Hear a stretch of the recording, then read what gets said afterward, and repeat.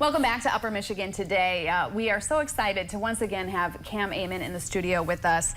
You are a musician, and the last time you were here, you were actually here for a fundraiser with Dancing with Our Stars. Yes. And now you're here just part of your own musical journey, getting ready to release some new music. Yes. You have a music video. But before we get into all of that, I want to start at the beginning, where your journey began. A lot of people know you from American Idol. Right. You were there. You had that beautiful rendition of Hallelujah, which went viral. Yeah. So that's kind of what I know about your journey. But for you, what is your story? You start from where I took the kids out of foster care. Well, I started out in Indiana. I got a call from my sister, and I got a call saying that they were being taken away, taken out of their home, you know. And me being a big brother, I moved to Florida at the time and took them in, and we moved back to Omaha, Nebraska, and stayed there for about 6 or 7 years. And you, your sister, and her kids? Me, my sister, and my brother. And your That's brother. it. Okay, got you. Okay. Yeah. There was, 13 of us, but I could only take 2 at the time. But from there, I, took a chance on American Idol and, made something of myself after they moved out at 18, and continued with their life. But, yeah, did my thing. Okay, so have you always been a singer? Did you sing through to kind of get you guys through some of that? Or where does your love of music come from, and how has it inspired you? Well, my love of music came from my grandma. She had this piano in her house. I tried to go over mostly every week that I could, just to play a little bit, but her favorite song was Say Something by A Great Big World. That song, it made her cry every time I sang it. So, like, that told me if I can make my own grandma cry, she's very strict. Nothing gets past her, So if I can make her cry, I can do something with the world, Yeah. And I can imagine that you faced several challenges on this journey to be on a show, audition for a show on a national level like American Idol, while simultaneously trying to hold down the fort, trying to take care of your siblings. What was that experience like? Well, I had gone on American Idol after the kids had moved out, so it was kind of, knowing they had moved out and going on their own, it was actually a struggle for me, because I kind of developed this thing like instead of being their brother, I felt like a father, Sure. A father figure to them. So it's very nerve-wracking right now, is knowing they're out there, could be struggling, I don't know.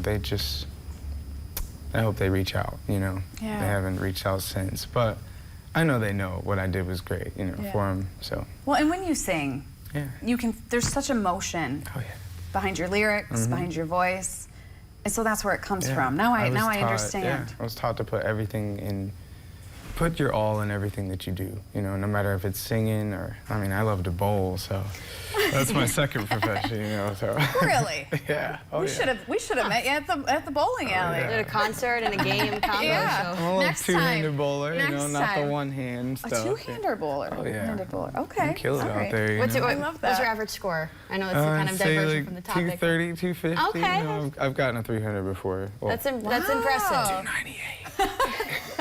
It's your story. You can tell however you want. All right. So you've had a lot going on, and so what after the American Idol? That happened, and then you obviously spent some time writing music. Right. Yes. What has that process been like? Oh man. 6 songs. Right, You're about to release 6 songs. I wrote literally 6 songs in maybe less than 2 months, I'd say. Wow. One of those songs took like 5 minutes because one day I called my mom and I was trying to reach out to her, just call her on Mother's Day, and got hung up on. So I made a song about it, and this is it, Yeah. So I'm really excited to show my mom that I'm doing something, and I don't need your help anymore, Yeah. Go ahead. In this journey and in this process for you, what have been some of the biggest lessons and the biggest takeaways that you've learned and that you'd like to share with other people? I gotta say, if you have a passion, I want to say just let go for it, because I hate seeing people, not hate, I don't like seeing people go through the struggle of not being able to get over themselves or love themselves. That's why I'm starting this movement called self-love. You know, with my album coming out, I want people to know self-love is everything. You can't love someone else if you don't love yourself, you know? Yeah. Like, that was a big moment for me to be like, I can do this, you know? I got this, you know?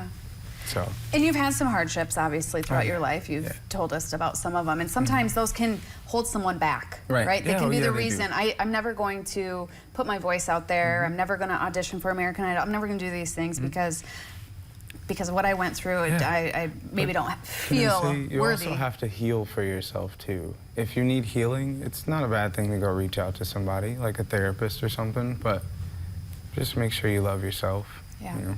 Do you continue to do you advocate for foster care? Yes. And, oh, yeah. Yeah. Oh, how is that sure. intertwined with what you're doing? Actually, I got to see the kids again for the second time this year, and just the look on their faces was enough for me to be like, I'm doing something good. I'm gonna take these kids far, you know? I want them to see that foster care is not the end of the world. We still have our lives. We're here, you know? Yeah. We're still waking up every day, okay? Yeah. So just keep pushing. You know, I'm trying to push that onto them. Just keep pushing, because you're the only person stopping you at that point.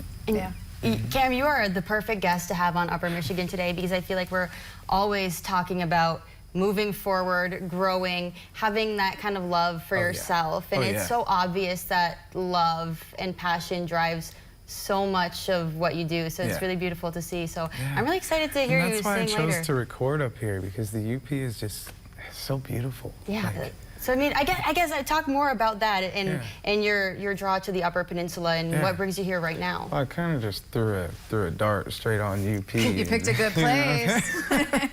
You know, but no, the UP is amazing. The people, the music, the scenery. The lake, oh my gosh, the lake alone. It does something good for you, doesn't it? Oh yeah, it does. Yeah. Well, a few weeks ago I went and just jumped in the lake. It was super cold, but you know, that's another part of my healing journey is cold plunges and such ice baths. They really help to keep your mind set on one single thing, you know, keep that focus. So. Yeah. I should show you Tia's first cold plunge sometime. Oh, yeah. Yeah, it's dramatic. It was pretty dramatic. I'm a dramatic reactor.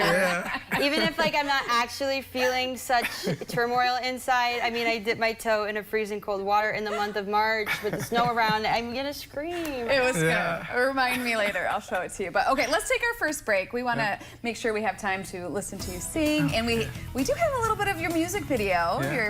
This is the first one you're releasing? Yeah. Okay. This is my first. And I think we're playing it here for the first time for everyone. Oh yeah. I love that. Okay, we're gonna take a break and get into some of the good stuff in a minute. For a huge debut. That's right.